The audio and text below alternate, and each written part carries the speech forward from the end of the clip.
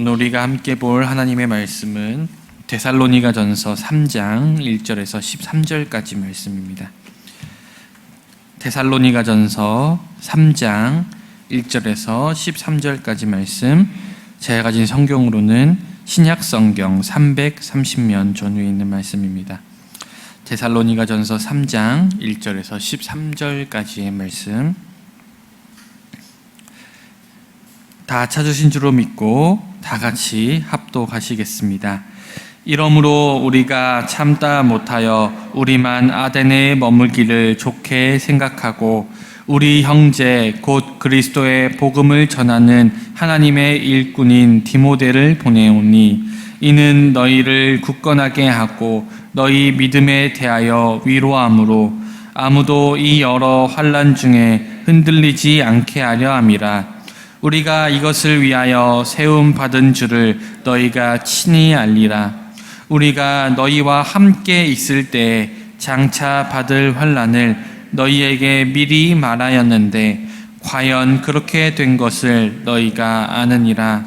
이러므로 나도 참다 못하여 너희 믿음을 알기 위하여 그를 보내었노니 이는 혹 시험하는 자가 너희를 시험하여 우리 수고를 헛되게 할까 함이니 지금은 디모데가 너희에게로부터 와서 너희 믿음과 사랑의 기쁜 소식을 우리에게 전하고 또 너희가 항상 우리를 잘 생각하여 우리가 너희를 간절히 보고자 함과 같이 너희도 우리를 간절히 보고자 한다 하니 이러므로 형제들아 우리가 모든 궁핍과 환난 가운데에서 너희 믿음으로 말미암아 너희에게 위로를 받았노라. 그러므로 너희가 주 안에서 굳게 선즉 우리가 이제는 살리라. 우리가 우리 하나님 앞에서 너희로 말미암아 모든 기쁨으로 기뻐하니 너희를 위하여 능히 어떠한 감사로 하나님께 보답할까. 주야로 심히 간구함은 너희 얼굴을 보고 너희 믿음이 부족한 것을 보충하게 하려 함이니라. 하나님 우리 아버지와 우리 주 예수는 우리 길을 너희에게로 갈 수 있게 하시오며 또 주께서 우리가 우리를 사랑함과 같이 너희도 피차간과 모든 사람에 대한 사랑이 더욱 많아 넘치게 하사 너희 마음을 굳건하게 하시고 예수께서 그의 모든 성도와 함께 강림하실 때에 하나님 우리 아버지 앞에서 거룩함에 흠이 없게 하시기를 원하노라. 아멘.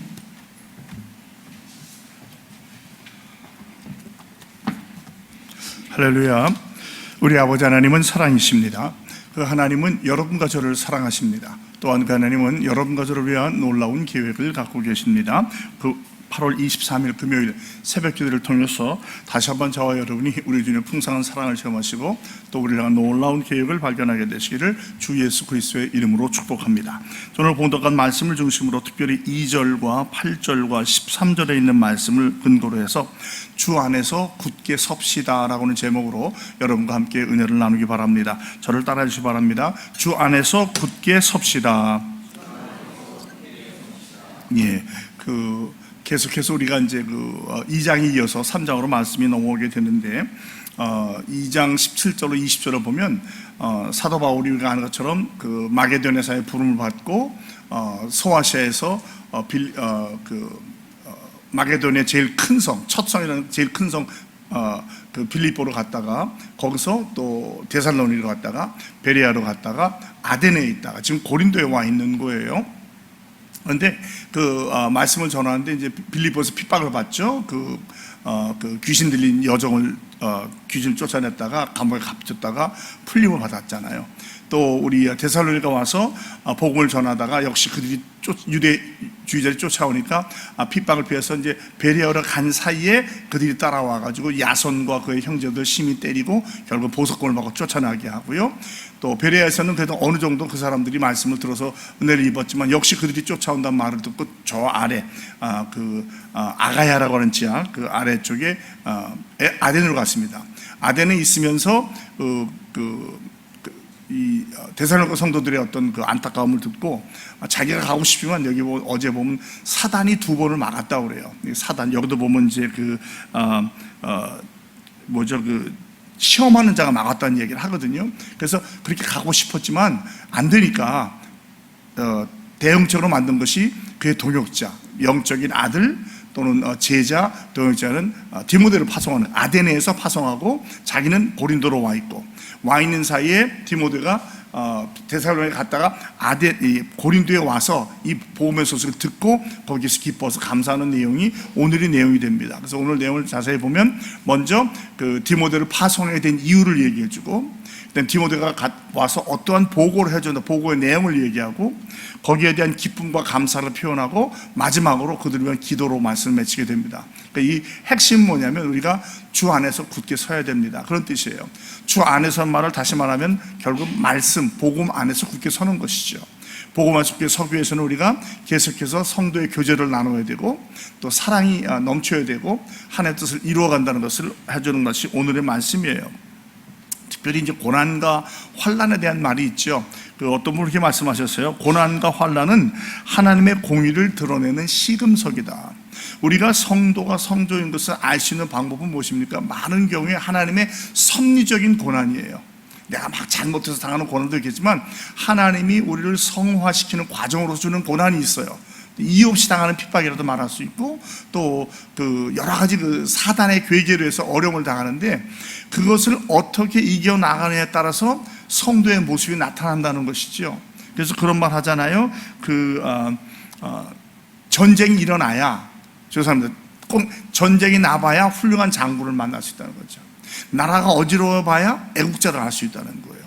가정에 어려움이 와봐야 그 현모양처럼 올바른 아버지를 만날 수 있다고 그래요. 그러니까 모든 게 다 잘 될 때는 모르는 거예요. 그냥 좋은 게 좋은 거니까. 그러나 위기를 당할 때, 환난과 시련과 핍박을 당할 때 그분의 모습을 보면서 우리가 이분이 참 신앙인이구나 아닌 것을 알 수 있게 된다는 것이죠. 그래서 이걸 시금석이다 발견하는 모습이라고 이야기를 해요. 성경은 환난과 고난에 대해서 이야기를 많이 합니다. 요한복음 16장 33절, 세상에서는 너희가 환난을 당하나 담대하라, 내가 세상을 이기었노라. 환난을 당한다면야 당할 거라는 거죠. 아마 이 가운데 우리도 이미 벌써 환난을 당하고 계신 분이 있을지 모르지만 절대로 이상한 게 아니에요. 성도가 믿음으로 당하는 환난은 어쩌면 지극히 당연한 하나님의 과정 중에 하나인 것입니다. 사도행전 4장 22절을 말합니다. 너희가 하나님의 나라에 들어가려면 많은 환난을 겪어야 하니라. 하나님 나라에 가는 과정 중에 하나가 환난이에요. 훌륭한 군인이 되는 방법은 훈련, 시련과 환난을 겪어야 훌륭한 군인이 되는 거죠. 아까 말씀드린 것처럼 전쟁을 겪어봐야 훌륭한 군인을 만나게 되는 겁니다. 로마서 5장 34절, 우리가 환난 중에도 즐거워하나니 이는 환난은 인내를, 인내는 연단은 소망을 만들어내는 줄 압니다. 성도가 성숙한 성도로 자라기 위해서는 고난과 환난과 시련과 연단은 필수 조건이라고 말하고 있습니다. 로마서 8장 35절이죠. 누가 우리를 하나님의 사랑에서 끊으리요?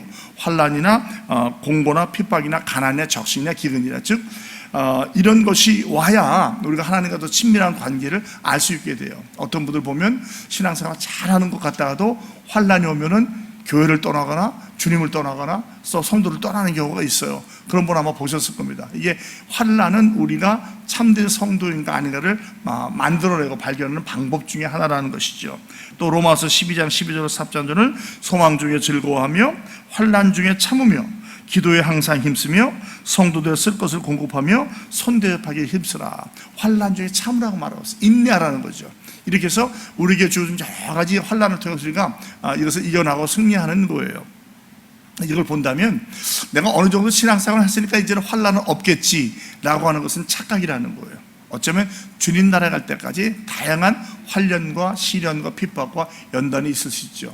그래서 우리가 찬송가 336장이죠. 환난과 핍박 속에도 성도는 신앙을 지켰다는 거예요. 그것이 바로 저와 여러분의 모습이 되기를 주님의 이름으로 축복합니다. 먼저 1절부터 5절까지를 보면 왜 내가 바울을 보냈느냐, 이러므로 너 이렇게 가고 싶어 했지만 내가 같이 못했기 때문에 우리가 참지 못해서, 이거 얼마나 갈급한 마음, 이 두 말이 5절에도 나와요. 참지 못해서, 너무너무 사랑하는 마음이 강해서 아덴에 머물기를 좋게 생각하고, 나쁜 뜻이 아니라 방법이 없으니까 하나님의 뜻을 받아들이고 이제는 우리가 여기 머물고 그 대신 나의 믿음의 아들이요 나의 형제요 동역자인 디모데를 보낸다고 그래요.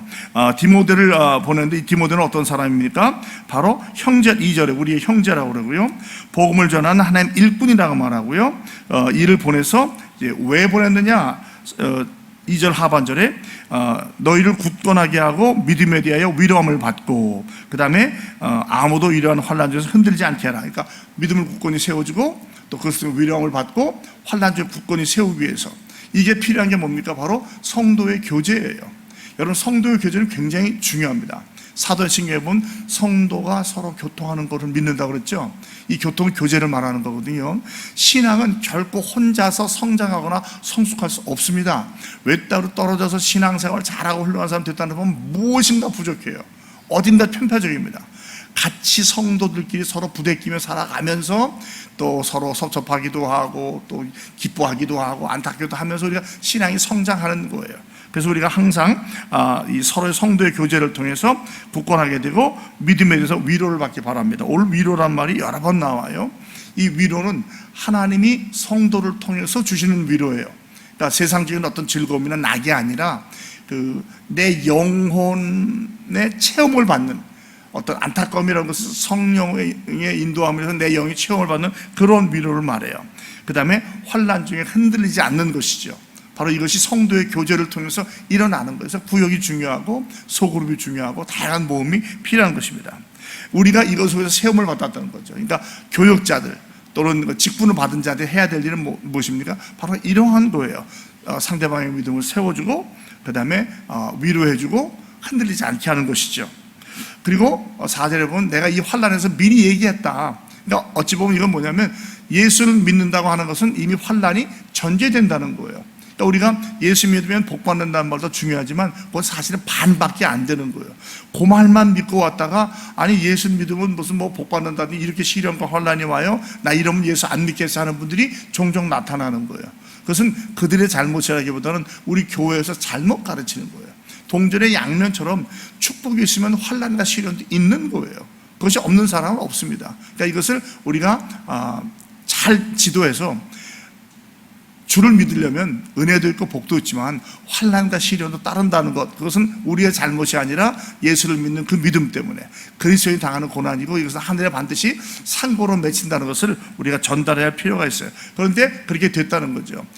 데살로니가 성도들이 많은 어려움을 겪었어요. 믿음은 짧은 시간 내에 믿음의 성장하시면 어려움을 겪었고, 특별히 그들의 어려움은 뭐냐면 우리가 이렇게 예수를 잘 믿는데 주님은 아직 오지 아니하셨고 먼저 죽은 자도 어떻게 할 거냐, 그럼 다시 우리도 유대교로 돌아가야 되지 않겠냐 얘기를 해요.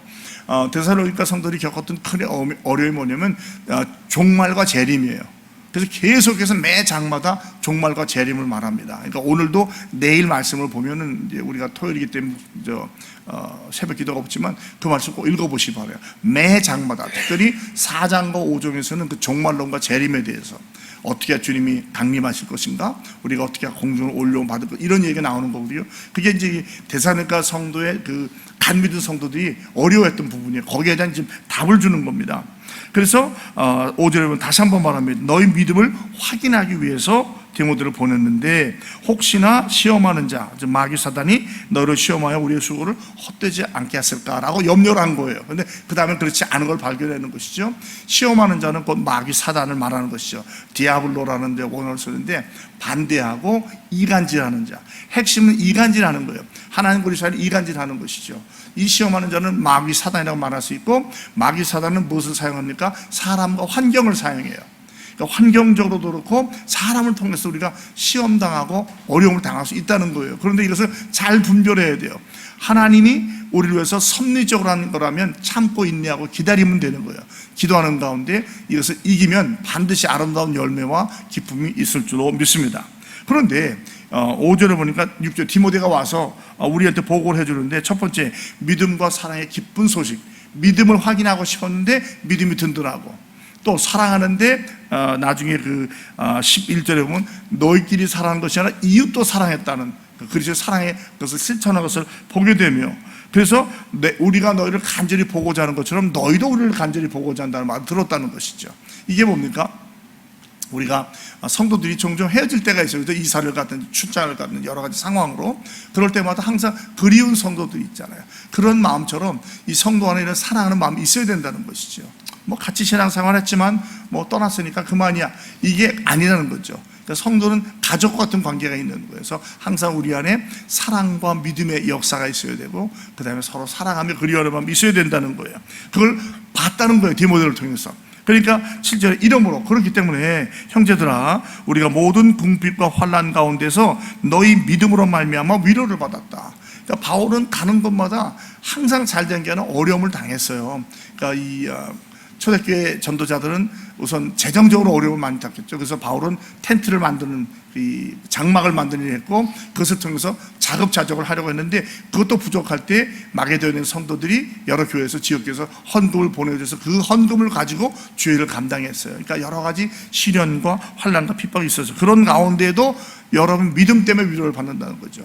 정말 우리가 굳게 서는 방법은 말씀과 믿음 안에 서는 거예요. 그게 없습니다. 없으면 소용이 없는 거예요. 그러니까 우리가 서로 위로할 수 있는 방법도 무슨 물질이나 무슨 뭐 음식이나 그거보다는 서로 믿음을 나누면서, 아, 믿음이 우리가 이렇게 성장하고 있구나, 저분의 믿음이 이렇게 훌륭하구나, 또 그쪽에서 내 믿음을 보면서 믿음 안에서 위로를 받는 거예요. 다른 위로를 찾지 마시고 말씀 안에서, 믿음 안에서, 기도 안에서 위로를 경험하시는 저와 여러분이 되길 바랍니다. 8절, 그러므로 너희가 주 안에 굳게 선 걸 보니까 이제는 우리가 살리라. 이건 안도의 한숨.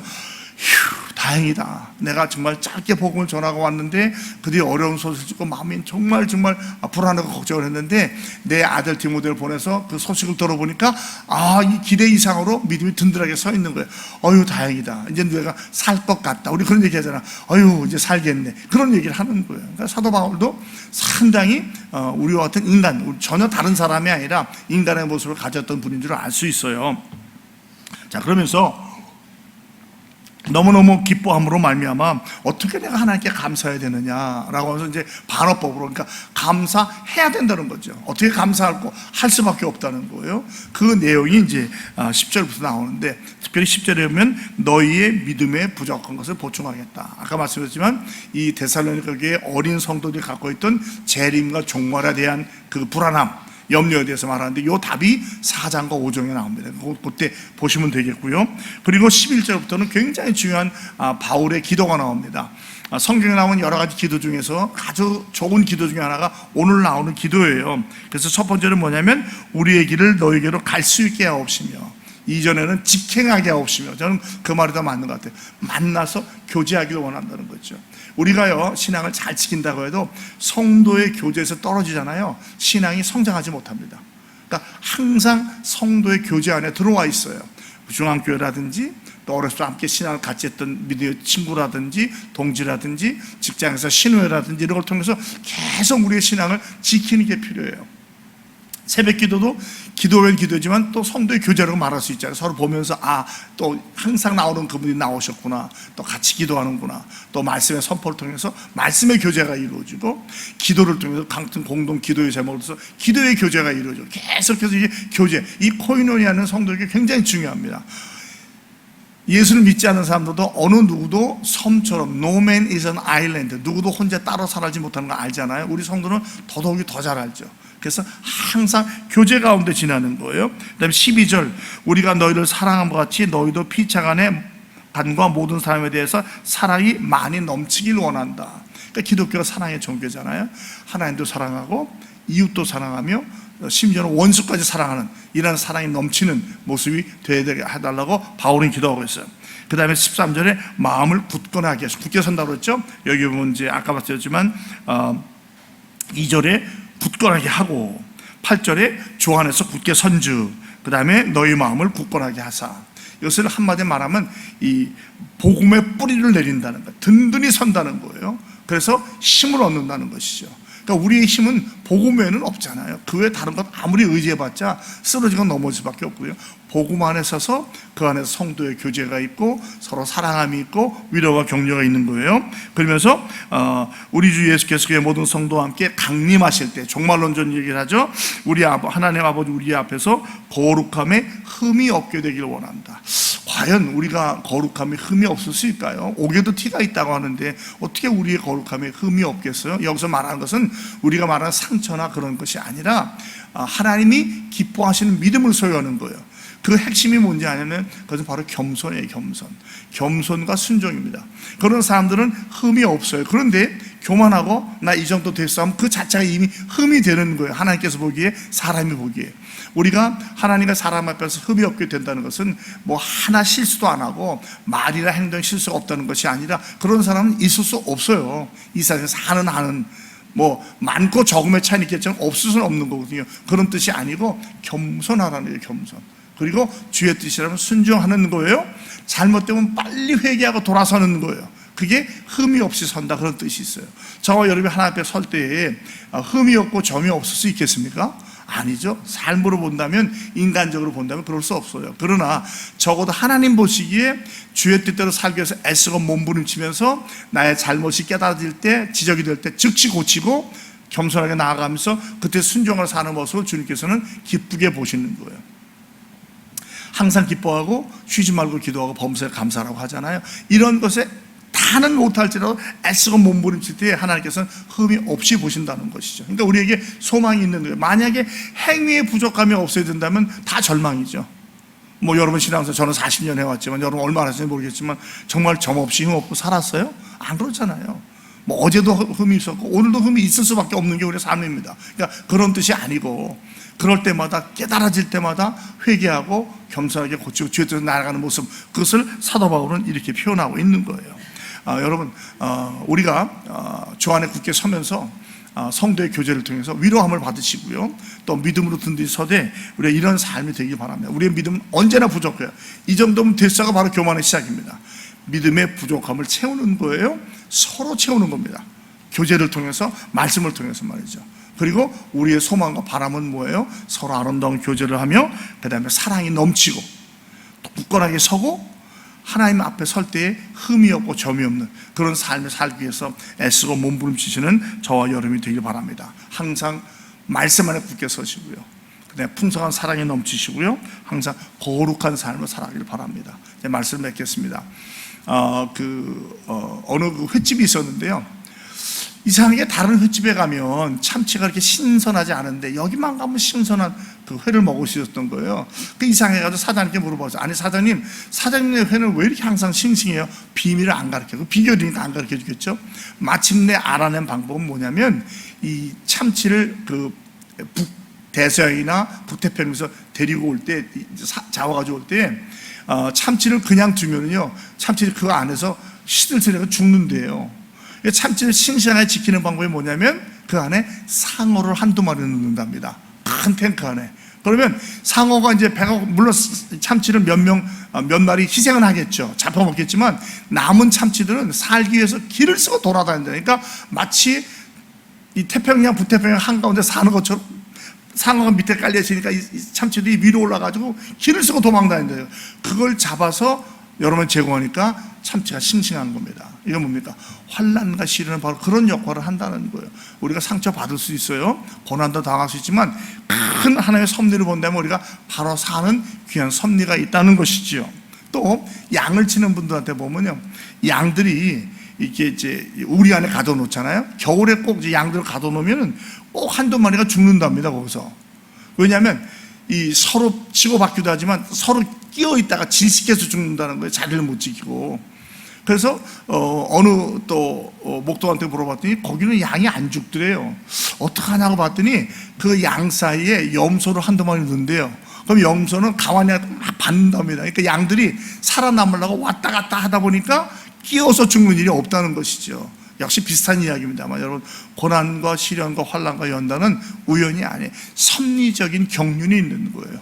그래서 왜 나만 고난 당하냐고 그렇게 말하지 마세요. 나보다 더 큰 고난 시련 당하는 분이 많습니다. 그러니까 이것을 우리가 잘 기억하시고 내게 당한 고난을 불평하거나 원망하지 말고 하나님의 섭리로 아시고 그 안에서 우리가 믿음을 지키고 승리하면서 그 안에 사랑이 넘치고 주의 나라와 의를 위해 살아가시는 저와 여러분이 다 되시기를 주 예수 그리스도의 이름으로 축복합니다.